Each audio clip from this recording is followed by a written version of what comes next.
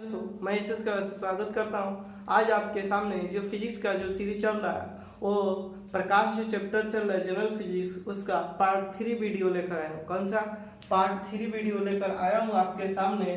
इसके पहले मैंने पार्ट 1 और पार्ट 2 वीडियो अपलोड कर चुके हैं, तो इसका जो डिस्क्रिप्शन बॉक्स में दोनों का पार्ट 1 और पार्ट 2 का लिंक डाल देंगे।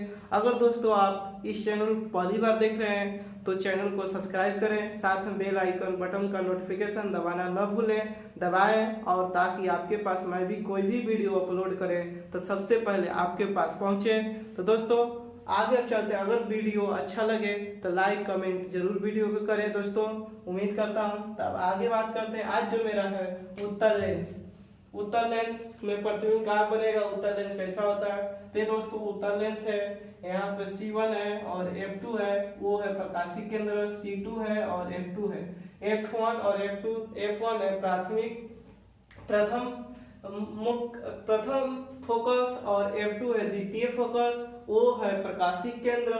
C1 और C2 है आपका यहाँ पर लेंस का मुख्य अक्ष C1 C2 है। तो उत्तल लेंस द्वारा वस्तु की विभिन्न स्थितियों के लिए बने प्रतिबिंब देखेंगे। तो एक साइड दोस्तों लिखे हैं वस्तु की स्थिति, फिर उसके बाद देखेंगे प्रतिबिंब की स्थिति, फिर प्रतिबिंब का आकार, फिर प्रतिबिंब का प्रकृति देखेंगे कैसा है। तो दोस्तों पहला देखते हैं, यदि कोई वस्तु उत्तल लेंस में, किस लेंस की बात कर रहे हैं, उत्तल लेंस के यानी कन्वेक्स लेंस। तो अगर कोई वस्तु अनंत पर रहेगा तो प्रतिबिंब कहाँ बनेगा दोस्तों, द्वितीय फोकस पे बनेगा, और वस्तु से क्या होगा, प्रतिबिंब का आकार बहुत छोटा होगा, और प्रतिबिंब का प्रकृति कैसा होगा, नेचर वास्तविक तथा उल्टा। कैसा होगा, वास्तविक तथा उल्टा। C1 से परे, दूसरा कंडीशन, यदि उत्तल लेंस में कोई वस्तु C1 से परे हो, थोड़ा सा बाहर हो, तो प्रतिबिंब कहाँ बनेगा, F2 द्वितीय फोकस और C2 के बीच में, F2 तथा C2 के बीच में वस्तु से छोटा प्रतिबिंब का आकार रहेगा, और प्रकृति कैसा होगा, वास्तविक तथा उल्टा। कैसा होगा, वास्तविक तथा उल्टा। तीसरा कंडीशन उत्तल लेंस में, यदि कोई वस्तु C1 तथा F1 के बीच में हो, C1 तथा F1 के बीच में हो, तो प्रतिबिंब C2 तथा अनंत के बीच में बनेगा, और वस्तु का साइज क्या होगा, वस्तु के साइज से प्रतिबिंब का साइज बड़ा होगा, और कैसा प्रतिबिंब बनेगा, तो वास्तविक, उसकी प्रकृति रहेगा वास्तविक तथा उल्टा। चौथा कंडीशन, यदि कोई वस्तु C1 लेंस के मुख्य अक्ष पर हो तो प्रतिबिंब C2 पर बनेगा, और कैसा बनेगा, बराबर बनेगा। कैसा बनेगा, वस्तु के साइज के आकार का ही प्रतिबिंब का आकार होगा, और कैसा, वास्तविक तथा उल्टा बनेगा। यदि वस्तु F1 यानी प्रथम फोकस पर हो तो प्रतिबिंब कहाँ बनेगा, अनंत पर होगा। कहाँ पर, अनंत पर होगा, और वस्तु से क्या होगा, बहुत बड़ा प्रतिबिंब का आकार होगा, और कैसा, वास्तविक तथा उल्टा होगा। छठा कंडीशन है, यदि प्रकाशिक केंद्र और F1 के प्रथम फोकस के बीच में होगा तो प्रतिबिंब कहाँ बनेगा, लेंस की उसी ओर बनेगा जिस ओर वस्तु है, और क्या बनेगा, उसके आकार प्रतिबिंब का बहुत बड़ा, आभासी तथा सीधा। तो एक बार दोस्तों रिकॉल करते हैं जल्दी से। उत्तल लेंस में यदि वस्तु अनंत पर हो तो प्रतिबिंब द्वितीय फोकस पर बनेगा, और उसकी प्रतिबिंब का आकार होगा वस्तु के आकार से बहुत छोटा। कैसा होगा उसका नेचर, तो वास्तविक तथा उल्टा। यदि वस्तु C1 से परे हो तो F2 तथा C2 के बीच में बनेगा, प्रतिबिंब किसके, द्वितीय फोकस और C2 के बीच में, वस्तु से छोटा, वास्तविक तथा उल्टा। फिर उसके बाद तीसरा कंडीशन, यदि C1 तथा F1 के बीच में हो तो प्रतिबिंब C2 तथा अनंत के बीच में बनेगा, और वस्तु से क्या होगा, बड़ा बनेगा, वास्तविक तथा उल्टा। क्या बनेगा, वास्तविक तथा उल्टा, वास्तविक तथा उल्टा बनेगा। C2 इधर बाहर में रहेगा फिगर में। फिर उसके बाद आपका C1 लेंस का मुख्य अक्ष पर रहेगा तो प्रतिबिंब C2 पर बनेगा, बराबर बनेगा, वास्तविक तथा उल्टा। F1 प्रथम फोकस पर रहेगा तो प्रतिबिंब अनंत पर बनेगा, वस्तु से बहुत बड़ा, वास्तविक तथा उल्टा। यदि प्रकाशिक केंद्र और F1 के बीच में होगा तो लेंस की उसी ओर जिस ओर वस्तु है बहुत बड़ा, आभासी तथा सीधा। अवतल लेंस में देखेंगे तो अवतल लेंस में क्या होता है दोस्तों, प्रतिबिंब F2 तथा प्रकाशीय केंद्र O के बीच, F2 और O के बीच में ही बनता है।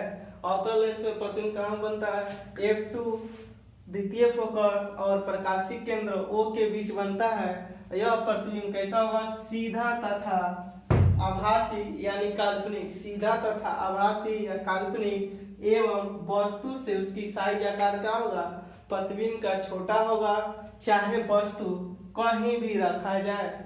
अवतल लेंस में वस्तु कहीं पर रखेंगे, प्रतिबिंब कहाँ बनेगा, F2 तथा प्रकाशीय केंद्र के बीच में। कैसा बनेगा, तो सीधा आभासी या काल्पनिक तथा वस्तु से छोटा बनेगा। अब दोस्तों बात करेंगे लेंस की क्षमता, पावर ऑफ यूनिट। तो क्या होता है लेंस की क्षमता, लेंस की फोकस दूरी के व्युत्क्रम को लेंस की क्षमता कहते हैं। लेंस की क्षमता किसे कहते हैं, तो लेंस की फोकस दूरी के व्युत्क्रम को लेंस की क्षमता कहते हैं। इसे P से सूचित करते हैं। लेंस की क्षमता को किसे सूचित करते हैं, निरूपित करते हैं, दर्शाते हैं P से। P बराबर लेंस की क्षमता बराबर क्या होता है, 1/f होता है। लेंस की क्षमता P बराबर क्या होता है, 1/f, यानी लेंस की क्षमता बराबर 1/फोकस दूरी, 1/फोकस दूरी होता है। P क्या है, यहाँ पर लेंस की क्षमता है, और लेंस की क्षमता का ये सही मात्रा क्या होता है, डायऑप्टर होता है। F क्या है, तो फोकस दूरी है, क्या है, फोकस दूरी है। F का फोकस दूरी है। डायऑप्टर को D से सूचित करते हैं। डायऑप्टर को किससे सूचित करते हैं, D से सूचित करते हैं। उत्तल लेंस की क्षमता होती है कैसा, धनात्मक। उत्तल लेंस की क्षमता कैसी होती है, धनात्मक होता है। अवतल लेंस की क्षमता कैसी होती है, ऋणात्मक होता है। अवतल लेंस की क्षमता कैसी होती है, ऋणात्मक होता है। एक क्वेश्चन आपसे पूछेगा, धूप के चश्मे की क्षमता क्या होती है, धूप की चश्मा की क्षमता क्या होती है, तो धूप के जो भी चश्मा की जो क्षमता होती है दोस्तों, 0 डायोप्टर होती है। क्या चीज, 0 डायोप्टर होता है। क्या होता है, धूप के चश्मा की क्षमता पूछेगा तो क्या होगा, 0 डायोप्टर होगा, 0 डायोप्टर होगा। क्या होगा, 0 डायोप्टर। एक क्वेश्चन आपसे पूछेगा कि यदि किसी ऐनक का लेंस, यदि किसी ऐनक का लेंस का पावर 2 डायोप्टर है, क्या 2 डायोप्टर है हो, तो इसकी फोकस दूरी क्या होगा, इसकी फोकस दूरी क्या होगा। कह रहे क्वेश्चन है कि यदि किसी ऐनक के लेंस का पावर 2 डायोप्टर हो तो इसकी फोकस दूरी क्या होगा। तो P बराबर पढ़े दोस्तों 1/f, यानी F बराबर क्या लिख सकते हैं, 1/p। F बराबर क्या लिख सकते हैं, 1/p, यानी तो 100/2, यानी कितना हो जाएगा, 50 सेंटीमीटर होगा। कितना होगा, 50 सेंटीमीटर। आपसे पूछेगा कि यदि किसी ऐनक का लेंस का पावर 2 डायोप्टर हो तो इसकी फोकस दूरी क्या होगा, तो P बराबर 1/f, यानी लेंस बराबर 1/m फोकस दूरी, यानी फोकस दूरी बराबर 1/लेंस। तो 100, इसको सेंटीमीटर मतलब चेंज करने के लिए 100 और 2 से भाग मार देंगे डायोप्टर से, तो कितना सेंटीमीटर होगा, 50 सेंटीमीटर होगा। अब बात करते हैं प्रिज्म क्या होता है। प्रिज्म क्या होता है, डायोप्टर को किसे D से सूचित करते हैं, डायोप्टर किसे D से सूचित करते हैं। अब दोस्तों बात करेंगे प्रिज्म क्या होता है। तो 3 सतहों से जो किनारे से घिरे हुए कांच की सतह हो उसे हम प्रिज्म कहते हैं। प्रिज्म किसे कहते हैं, 3 सतहों के किनारे से घिरे हुए कांच की सतह को हम प्रिज्म कहते हैं। 3 सतहों के किनारे से घिरे हुए कांच की सतह को क्या कहते हैं, प्रिज्म कहते हैं। प्रिज्म में कोई 2 समूह फलक समानांतर नहीं होती है। प्रिज्म में कोई 2 समूह फलक समानांतर नहीं होती है। करें प्रिज्म में कोई दो फलक समानांतर नहीं होती है। प्रिज्म से संबंधित देख रहे थे तो ये फिगर प्रिज्म का हो गया, इसमें ये बी से हो गया और क्यू आर, यहाँ पर R1 है, R2 है, ए डेल है, विचलन कोण है, एक केंद्र O है, ए I1 है, I2। तो PQ आपतित किरण है, QR अपवर्तित किरण है, RS लिखे है निर्गत किरण और डेल है विचलन कोण, I1 है आयन कोण, I2 है निर्गत कोण। R1 और R2 कौन सा कोण है? अपवर्तन कोण बनाए हैं। तो दोस्तों विचलन कोण क्या होता है? आपतित किरण तथा निर्गत किरण के बीच बने कोण को विचलन कोण कहते हैं। आपतित किरण तथा निर्गत किरण के बीच बने कोण को विचलन कोण कहते हैं। विचलन कोण किसे कहते हैं? आपतित किरण तथा निर्गत किरण के बीच बने कोण को विचलन कोण कहते हैं। प्रकाश का वर्ण विक्षेपण देखते हैं। प्रकाश का वर्ण विक्षेपण क्या होता है? तो प्रिज्म के भीतर से गुजरने पर श्वेत प्रकाश या सूर्य के प्रकाश के अपने विभिन्न अवयवों में विभाजन को प्रकाश का वर्ण विक्षेपण कहते हैं। प्रकाश का वर्ण विक्षेपण किसे कहते हैं? प्रिज्म के भीतर से गुजरने पर श्वेत प्रकाश या सूर्य के प्रकाश के अपने विभिन्न अवयव अलग अलग रंगों में विभाजन को प्रकाश का वर्ण विक्षेपण कहते हैं। ऐसे वर्ण विक्षेपण हो गया तो 7 रंगों में होता है। एक गया रेखा यहाँ से अलग अलग भागों में किसी बिंदु से विक्षेपण आता है। ये वाला जो है वर्ण क्रम है, इस सीरियल नंबर से वर्ण क्रम लिखा है। पहले लाल, फिर उसका नारंगी, फिर पीला, फिर हरा, फिर नीला, फिर जामुनी, फिर बैगनी। तो अब हम क्या करेंगे? इंग्लिश में याद करना होगा। इंग्लिश में याद करना होगा तो विबग्योर के नाम से याद कर लेंगे, VIBGYOR नीचे से ऊपर। उसके बाद अगर हिंदी में शॉर्ट है तो बैजानी हाइपी नाला, बैजानी हाइपी नाला, VIBGYOR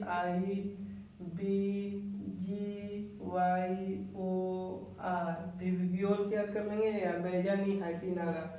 तो सूर्य के प्रकाश से प्राप्त रंगों में बैगनी रंग का सबसे अधिक विक्षेपण होता है। किस रंग का विक्षेपण सूर्य के प्रकाश में सबसे अधिक होता है? तो बैगनी रंग का होता है सबसे अधिक। और सबसे कम किस रंग की होती है? तो लाल रंग के विक्षेपण होती है। सूर्य के प्रकाश से प्राप्त रंगों में बैगनी रंग का विक्षेपण सबसे अधिक होता है तथा लाल रंग का विक्षेपण सबसे कम होता है। लाल रंग का वर्ण विक्षेपण सबसे कम और बैगनी रंग का वर्ण विक्षेपण सबसे अधिक होता है। प्रकाश का तरंगदैर्घ्य सबसे कम किस रंग में होता है?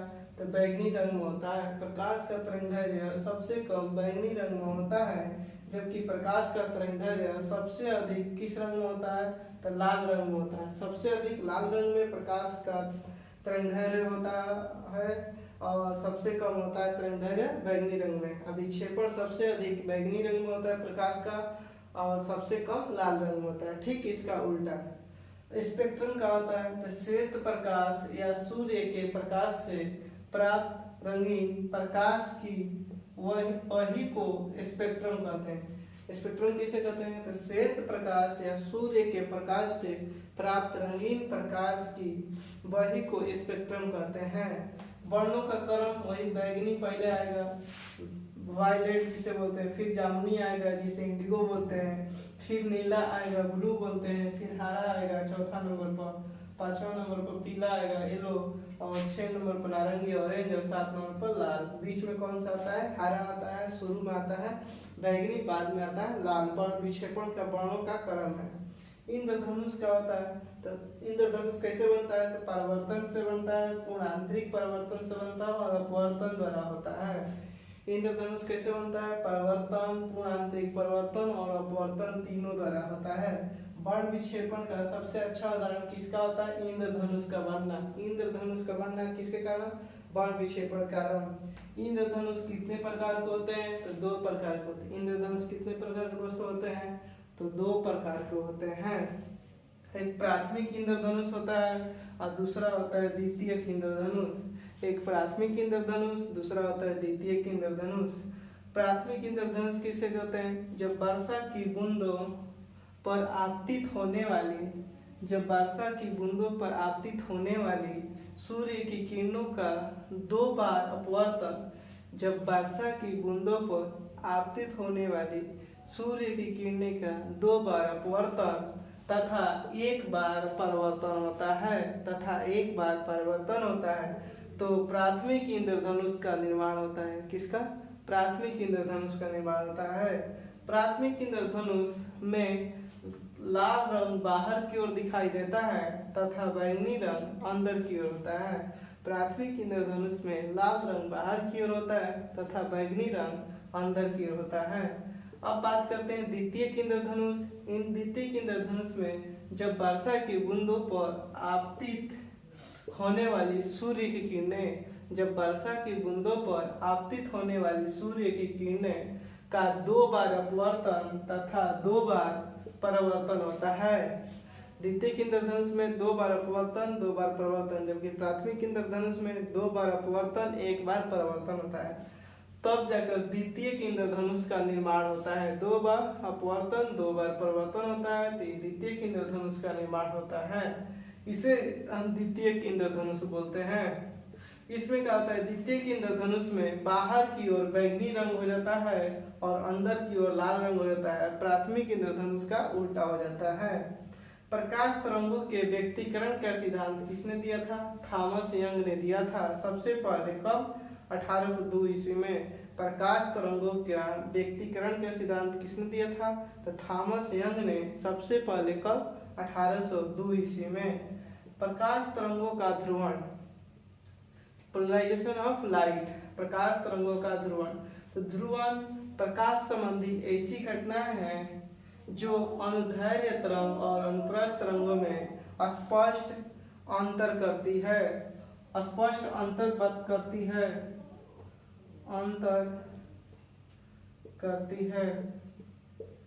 अनुदैर्ध्य तरंग और अनुप्रस्थ तरंग में स्पष्ट अंतर करती है, वही कहता है प्रकाश तरंगों का ध्रुवण। अनुदैर्ध्य तरंग में ध्रुवण की घटना नहीं होती है। किस तरंग में ध्रुवण की घटना नहीं होती है? तो अनुदैर्ध्य तरंग में ध्रुवण की घटना नहीं होती है। अनुप्रस्थ तरंग में ध्रुवण की घटना होती है। अनुप्रस्थ तरंग में ध्रुवण की घटना होती है जबकि अनुदैर्ध्य तरंग में ध्रुवण की घटना नहीं होती है। प्रकाश तरंग का सिद्धांत किसने दिया था? प्रकाश तरंग का सिद्धांत किसने दिया था? हाइजेंस ने दिया था। प्रकाश तरंग का सिद्धांत किसने दिया था? हाइजेंस ने दिया था। तो दोस्तों बात करते हैं कि जैसे जो रंग कलर होता है उसको मिलाकर तो लाल, हरा और नीला एक त्रिभुज बना लीजिएगा याद करने के लिए कलर।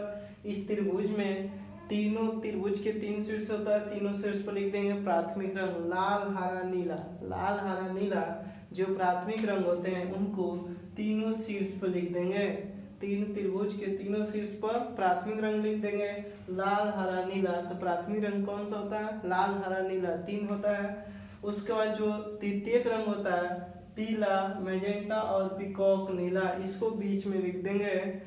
जैसे लाल और हरा प्राथमिक रंग मिलाकर बनता है पीला। लाल और हरा मिलाएंगे तो क्या बनेगा? पीला। और हरा और नीला बनाएंगे तो पीकॉक नीला। यानी दिमाग में डाल लेंगे हरा नीला मिलाएंगे तो नीला ही आ जाएगा, पीकॉक नीला। और लाल और हरा मिलाएंगे तो पीला। उसको लाल और नीला मिलाएंगे रंग तो कैसा बनेगा? मैजेंटा। तो यानी पीला, मैजेंटा और पीकॉक नीला कौन सा रंग होता है? द्वितीयक रंग होता है। द्वितीयक रंग किसे बनाया जाता है? तो प्राथमिक रंगों को मिलाकर द्वितीयक रंग बनाया जाता है। और जब प्राथमिक रंग और द्वितीयक रंग दोनों को मिला देते हैं तो बन जाता है कौन सा रंग? सफेद रंग। कौन सा रंग बनता है? सफेद रंग। तो सफेद बीच में होता है। तो अब दोस्तों बात करते हैं लाल। तो सफेद कैसे बनेगा दोस्तों? यहाँ पर भी समझ लें, हरा और मैजेंटा मिला देंगे तो भी सफेद बनेगा। पीला और नीला मिलाएंगे तब पर भी सफेद बनेगा। और लाल और पीकॉक नीला बनाएंगे तो क्या बनेगा? सफेद बनेगा। यानी पीला और नीला बनाएंगे तो सफेद। दिमाग डाल लेंगे कि पीला नीला से कौन सा रंग बनता है? सफेद। दोनों को मिला देंगे कलर वाला। उसके बाद हरा और मैजेंटा से कौन सा रंग बनता है? सफेद। और लाल और पीकॉक नीला से कौन सा रंग बनता है? सफेद। तो प्राथमिक और द्वितीय रंग मिलाकर बनता है सफेद रंग। तो वही लिखे लाल और नीला से बनता है मैजेंटा रंग, हरा और नीला से बनता है पीकॉक नीला। पीकॉक नीला को बोलते हैं श्यान। और लाल और हरा से बनता है पीला रंग। लाल और पीकॉक नीला से कौन सा रंग बनेगा? सफेद रंग बनेगा। हरा और मैजेंटा से कौन सा रंग बनेगा? सफेद रंग बनेगा। नीला और पीला से कौन सा रंग बनेगा? सफेद रंग बनेगा। फिर उसके बाद लाल हरा नीला प्राथमिक तीनों रंगों को मिला देंगे तो कौन सा रंग बनेगा? सफेद रंग बनेगा। रंगीन टेलीविजनों में प्राथमिक रंग कौन कौन होते हैं? लाल हरा तथा नीला का उपयोग किया जाता है। आपसे क्वेश्चन पूछेगा कि रंगीन टेलीविजन में कौन सा रंग का उपयोग किया जाता है? प्राथमिक रंग का। प्राथमिक रंग में फिर जाएगा कहेगा कौन? तो लाल हरा नीला का उपयोग किया जाता है। श्वेत प्रकाश कितने रंगों के मेल से बना होता है? तो 7 रंगों के मेल से श्वेत प्रकाश बनता है। सूर्य की किरणों में कितना रंग होता है? तो 7 रंग होता है। सूर्य किरणों में 7 रंग। कैमरे में किस प्रकार का लेंस का उपयोग किया जाता है? तो उत्तल लेंस का उपयोग किया जाता है। किस प्रकार के? उत्तल रंग के। अब कोई वस्तु के नाम ले लेंगे, उसको सफेद में डालेंगे तो कैसा होगा? लाल किरण में देखेंगे तो कैसा होगा? हरा में देखेंगे तो कैसा होगा? पीला में देखेंगे कैसा होगा? नीला में। जैसे कोई सफेद वस्तु है उसको सफेद में देखेंगे तो सफेद दिखाई देगा, लाल में देखेंगे तो लाल दिखाई देगा, हरा में देखेंगे तो हरा, पीला में देखेंगे तो पीला और नीला में देखेंगे तो नीला। लाल वस्तु को अगर सफेद में देखेंगे तो कैसा दिखाई देगा? लाल दिखाई देगा। उसके बाद लाल में देखेंगे तो लाल, हरा में लाल वस्तु को दिखाई देंगे तो कैसा दिखेगा? काला दिखेगा।